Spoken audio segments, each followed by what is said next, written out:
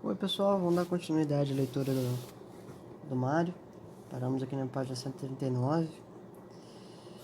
E aí ele continua explicando sobre a aristocracia. Os choques são inevitáveis, e dá-se, ora, o predomínio dos sacerdotes sobre aristocratas ou destes sobre aqueles. É um período agitado que obriga a uma centralização de poder mais temporal, cada vez mais crescente. Os aristocratas escolhem o seu rei, rex, raja, etc. Este, porém, ainda é um par, escolhido entre pares. Lembremos-nos das eleições do rei entre os nobres polacos, entre os nobres austríacos, etc. As perturbações que se observam neste período, provocadas pela ascensão da nova classe dos nobres, exigem a hipertrofiação do kratos político. Por isso, o dirigente, apontado num grupo pequeno, mas unido, estrutura a quinta fase, oligocracia. O kratos é exercido pelo monarca, apoiado num grupo escolhido, oligos, pequeno de senhores. Neste período, a separação entre o poder temporal e religioso se processa de tal forma que este último perde seu papel de subordinante para o subordinado.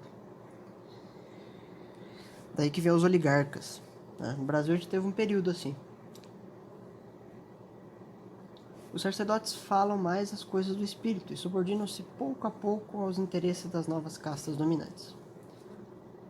E é quando surge o absolutismo e temos a monocracia, seria a monarquia, né?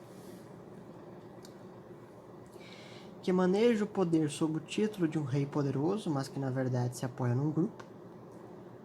Os desmandos supervenientes nesse período provocam as ambições das novas classes, já detentoras do poder econômico e que aspiram ao político, como a classe dos mercadores, burgueses, vázias, entre os hindus, etc. Que através dos ideais republicanos, a coisa pública, res pública, provocam a segunda grande revolução social, que é a democracia. Com essa se encerra o segundo período do ciclo cultural, que for o período clássico, pois já entram as fases já em declínio na sociedade. A separação entre o kratos político e o kratos religioso é completa, né? E daí vem o estado laico. A ascensão dos homens das classes inferiores leva ao poder os representantes dos interesses econômicos. Se explica o Lula, por exemplo. Não estamos mais na fase em que vale uma aristocracia espiritual, nem uma aristocracia de sangue, mas uma aristocracia do dinheiro. Por isso a democracia se transforma numa plutocracia. No Kratos do Plutói, dos ricos, os homens de negócios, vindos muito da própria aristocracia, que são a base e o fundamento do Kratos plutocrático, terminam por se dirigir para os interesses dos homens mais ricos, dos dominadores do dinheiro. E temos isso aqui seria um mundo globalizado, né, num sentido muito pouco usual, né?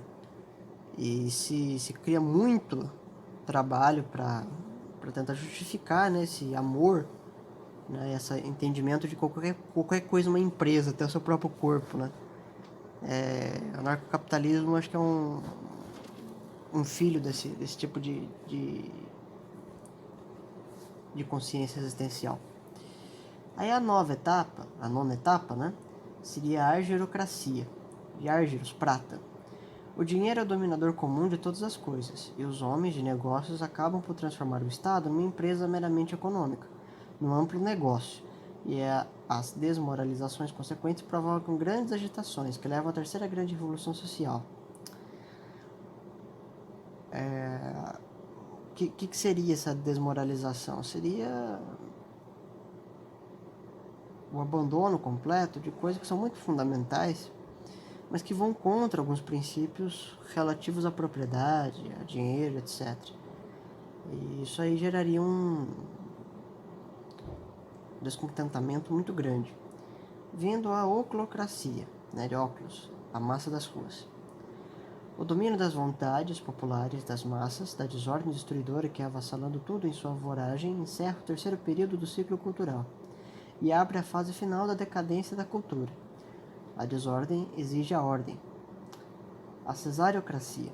O Kratos entregue a homens poderosos, apoiados nas forças militarizadas da sociedade, impõe-se como único meio de salvação à catástrofe inevitável. Período de guerras sangrentas com outros povos, que leva à destruição final do Kratos político ou invasão de povos, que é fácil, e apoiado pela degenerescência interna da sociedade. Sobrevém, aos poucos, após a longa degradação, a fase final da acracia, em que não há mais o poder centralizado, mas ou um poder atomizado e disperso em pequenas unidades, ou então a substituição por uma nova ordem imposta do exterior e a transformação do povo, que representa a cultura, a situação de Fela, no pior dos casos.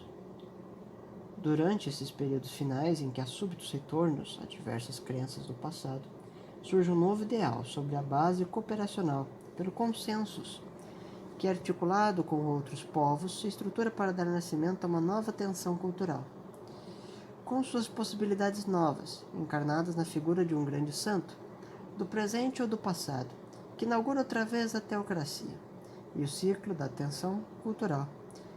Ele prossegue conhecendo os mesmos avatares do Kratos, cumprindo o ciclo das formas viciosas.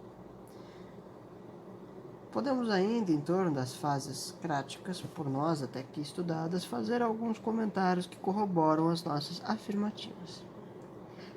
Não podemos esquecer a variância e a invariância na história, pois sabemos que se essas formas se repetem entre fluxos e refluxos,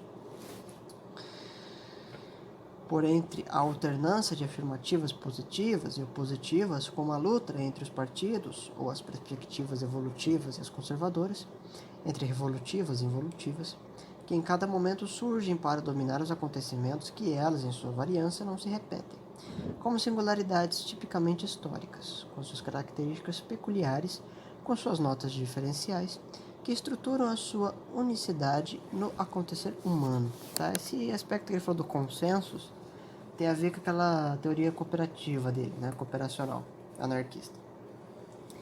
No período democrático não há, por exemplo, necessidade de um republicanismo nítido, pois o monarca pode, como já tantas vezes aconteceu, representar o interesse das classes possuidoras dos bens móveis, comerciais, industriais, etc. Como em nossa cultura vemos o Napoleão Bonaparte, até um Bismarck, representar interesses de origem burguesa. Também se verificam na história períodos de restauração de formas anteriores, em consequência dos azares dos acontecimentos, mas quase sempre de curtíssima duração. Os fluxos e refluxos do absolutismo podem ser compreendidos ao dar-se a ascensão de novos grupos dirigentes, que sempre estabelecem maior liberdade a seus pares, restringindo-as dos adversários. Por sua vez, a conjunção dos fatores emergentes e predisponentes, formando seus verdadeiros aritmos pletoi, aritmos pletos, aquele aritmo de conjunto que eu falei para vocês já, condicionam situações diversas que nos podem explicar a grande variância dos fatores históricos e que serão temas para futuros estudos. Em definitivo, deve-se olhar estas formas cráticas como formas, considerá-las como analógicas nos diversos círculos culturais, nunca esquecendo a presença dialética da variância singular ao lado da invariância formal. Já parar por aqui. Só um comentário breve, né? Esse aspecto da invariância e invariância, que esses ciclos e categorias de Spengler que o Mar estendeu, não é o caso que eles sejam tão precisos, né? Que eles vão sempre andando nesse ritmo. Eles podem pular fases ou retornar às fases, de repente tá no estágio superior de decadência e volta tudo. Então eles são bem dialéticos, bem dinâmicos, tá? Que não se considerava no século XIX, né, no começo do século XX, que se buscava, até no século XVIII aparece, teorias que fecham o tempo da história como um tempo linear, né? E se criou muitos problemas, né? Você vê Karl Jasper, por exemplo, com a teoria do tempo axial, até mesmo Eric Voegelin na Ordem e História, você vê que ele apresenta ali muitos problemas. O livro, todos os livros, todos os volumes da Ordem e História, eles são bem angustiantes, porque eles vão te jogando muitos problemas, né? O Voegelin resolve alguns, outros ele deixa em aberto e fica para o leitor resolver. Então funciona mais ou menos assim. Não é o tipo de história que eu gosto, né? Eu acho que esses trabalhos do Toynbee, do Spengler, geram muitas aporias. O Mário gostava, do Mumford também. Não gosto muito. Quando mistura filosofia com história, dá problemas bem ruins. Mas o Mário era um filósofo, então é natural que ele analisasse a história a partir de uma luz filosófica. É que eu não gosto, né? Mas o que eu gosto não é relevante. Bom, aí na quarta-feira ou amanhã eu continuo a leitura do capítulo. Forte abraço.